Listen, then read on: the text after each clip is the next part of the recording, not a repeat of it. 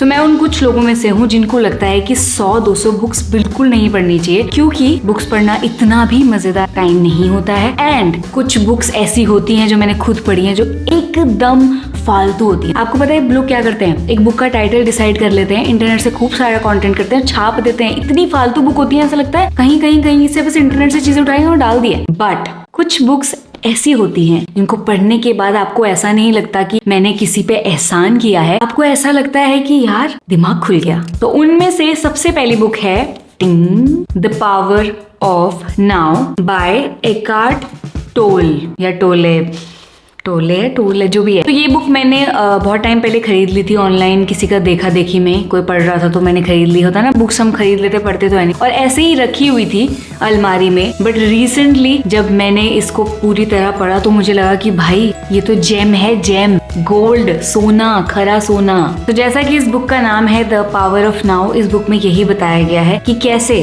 अगर आप प्रेजेंट हो अपने इस मोमेंट में तो आपकी लाइफ की कोई भी प्रॉब्लम नहीं हो सकती, कोई भी दिक्कत आपको हो ही नहीं सकती, क्योंकि सारी दिक्कतें सिर्फ पास्ट और फ्यूचर में जाने की है। फ्यूचर में कुछ बनना चाहते हो, कुछ करना चाहते हो, दिक्कतें उसकी हैं। पास्ट में कुछ हो गया, दिक्कत हो गई थी, दिक्कतें उसकी है। बट अगर हम इस प्रेजेंट मोमेंट में आ जाएं और जस्ट ब्रीथ करें और इन्वॉल्व हुए जो भी उस प्रेजेंट मोमेंट है उसके अंदर, तो कोई प्रॉब्लम कभी हो ही नहीं सकती। अब ये हम सबको शायद पता ही है कि प्रेजेंट रहो, मोमेंट में रहो, दुनिया बोलती है। बट इसमें कुछ एक्सरसाइजेस भी हैं या उन्होंने कुछ ऐसे तरीके सजेस्ट भी किए हैं जिसकी वजह से आप प्रेजेंट मोमेंट में ज्यादा रह सकते हो। एकार्ट का ऐसा कहना है कि बार बार अगर आप अपने जो भी थॉट्स आपके चल रहे हैं उनको ऑब्जर्व करते रहो, एज अ थर्ड पर्सन उनको देखते रहो, जो भी आपके माइंड में चल रहा है, बिना जज किए, बिना सोचे कि गलत सही क्या हो रहा है, बस ऐसे ही सिंपली, तो धीरे धीरे आपके जो थॉट्स हैं वो कम होना स्टार्ट हो जाएंगे। सो इसमें एक बहुत अच्छी एक्सरसाइज थी जिसमें बोला गया था कि आंख बंद करो अपनी, और आंख बंद करने के बाद खुद से ये बोलो कि अब मैं देखती हूँ कि नेक्स्ट थॉट क्या आता है, और जस्ट बिल्कुल अलर्ट ऑब्जर्वेंट रहो कि नेक्स्ट थॉट क्या आता है। तो जब मैंने ये एक्सरसाइज की और आई थिंक जब आप ये एक्सरसाइज करोगे तो आपको पता लगेगा कि जैसे हम प्रेजेंट रहते हैं, ऑब्जर्वेंट रहते हैं, अलर्ट रहते हैं, थॉट्स गायब हो जाते हैं। वही थॉट्स आया ही नहीं उसके बाद एक। तो अगर आप उन लोगों में से जिसको बहुत स्ट्रेस है, जो बहुत आगे की सोच रहा है, पीछे की सोच रहा है, जस्ट स्पिरिचुअलिटी में एंटर करना चाहता है, जानना चाहता है क्या होती है स्पिरिचुअलिटी, कॉन्शियसनेस, अवेयरनेस, इन सब चीजों के बारे में बहुत अच्छे तरीके से एक्सप्लेनेशंस अगर चाहता है लॉजिकल वाली, तो ये बुक आपके लिए है। और अगर आप किसी गुरु की कोई बुक नहीं पढ़ना चाहते तो आप इनकी बुक पढ़ सकते हो, क्योंकि इनकी दाढ़ी, बाल और वो सब चीजें नहीं है जो शायद आपको दूर ले जाती है। सो दूसरी बुक जो मुझे अच्छी लगती है, जो मेरी favourite, one of the favourite book है, वो है the courage to be disliked. So एक जापानीज बेस्ट सेलर बुक है। तो जनरली हम जब कोई बुक पढ़ते हैं तो हमें उसमें बताया जाता है कि आज हम जो भी हैं वो हमारे पास्ट एक्सपीरियंसेस की वजह से, और हमारे पास्ट एक्सपीरियंसेस अभी भी हमें रूल कर रहे हैं। बट ये बुक कंप्लीटली उन चीजों को नकारती है। इस बुक में कुछ ऐसी चीजें हैं जो शायद हार्ड टू डाइजेस्ट हों, बट राइटर का ये कहना है बहुत सारी चीजें हम इसलिए नहीं करते हैं क्योंकि हमारा पास्ट ट्रॉमा होता है या हमने कुछ भुगता होता है, बल्कि प्रेजेंट में और फ्यूचर में जो हम नहीं करना चाहते उसको अवॉइड करने के लिए कुछ चीजें करते हैं। सो एक एग्जांपल दिया जाता है राइटर को कि मेरा एक फ्रेंड है जो बहुत फियर में रहता है क्योंकि उसके साथ पास्ट में कुछ ऐसा हुआ है, इसलिए ना वो किसी से मिलना चाहता है, ना बाहर जाता है, बस अपने ही घर में बैठा रहता है, परेशान रहता है। सो इसमें जो फिलोसोफर है उनकी थिंकिंग ये है, उनकी फिलोसफी ये है कि क्योंकि वो बॉय घर से बाहर नहीं जाना चाहता, उसके अंदर वो करेज टू बी डिसलाइक्ड नहीं है, वो करेज बाहर जाके कुछ भी हो उसके साथ वो सब झेलने की नहीं है, इसलिए वो बस बहाने बना रहा है चीजों को अवॉइड करने के। सो ये बहुत अजीब लगेगा आपको एग्जांपल, इस बुक में ऐसे ही बहुत सारे एग्जांपल्स हैं अजीब, but it is good to hear different perspectives, उनको पढ़ना, देखना कि यस क्या मैं भी ऐसी तो नहीं हूँ, क्या मैं कुछ चीजें कर रही हूँ उसके रीजंस कुछ और ढूंढ रही हूँ, कुछ और बता रही हूँ, क्या असली में उनके रीजंस कुछ और तो नहीं है। तो ये बुक डेफिनेटली आपकी जो नॉर्मल थिंकिंग है उसको चैलेंज करेगी और आपको सिखाएगी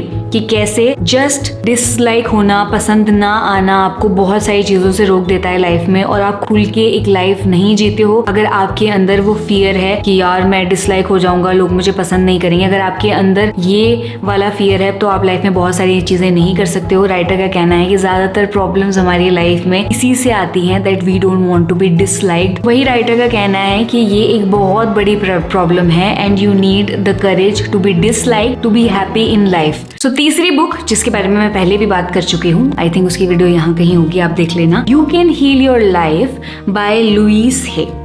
सो मैं बहुत सारे ऐसे लोगों को जानती हूँ और मुझे पता है जो ये वीडियो देख रहे हैं उनमें से भी बहुत सारी लड़कियां और बहुत सारे लड़के ऐसे होंगे जिनकी पास्ट लाइफ आज भी उनकी प्रेजेंट लाइफ को रूल कर रही है। पास्ट में उनके बचपन में क्या हुआ, किसी रिलेशनशिप में उनके साथ क्या हुआ, स्कूल में क्या हुआ, पेरेंट्स के साथ क्या हुआ, इन जनरल लाइफ में उनके पास कई सारी चीजें होंगी जो उनको आज भी तकलीफ देती हैं। सो अगर आप उन लोगों में से हो जिनकी लाइफ में उनका पास्ट ट्रॉमा, उनका पास्ट आज भी उनके प्रेजेंस को खराब कर रहा है, तो ये बुक आपको जरूर पढ़नी चाहिए।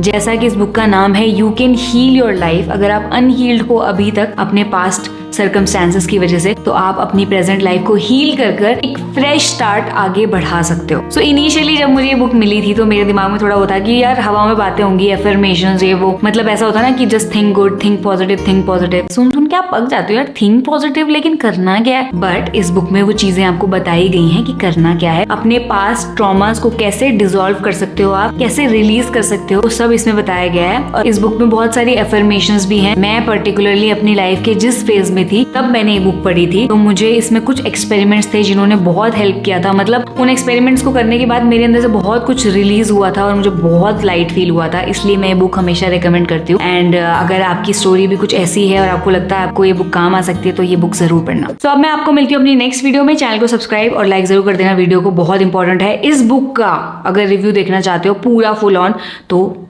यहाँ पे एक वीडियो है, वो देख लो।